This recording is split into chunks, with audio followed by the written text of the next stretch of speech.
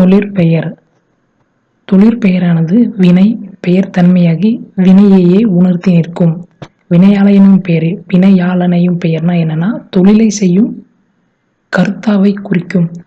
தொழிற்பெயர் காலத்தை காட்டாது. வினையாளனையும் பெயர் காலம் காட்டும். தொழிற்பெயர் எப்போதுமே படர்க்கைக்கே உரியது. வினையாளனையும் பெயர் மூவிடத்திற்கும் உரியது. எடுத்துக்காட்டு பாடுதல், படித்தல். எதுக்கு இது பாடுதல் படித்தல் தொழிற்பெயருக்கு எடுத்துக்காட்டு. பாடியவள், படித்தவர் வினையாளனையும் பெயருக்கு எடுத்துக்காட்டு. பாடியவள் என்ன சொல்லலாம்?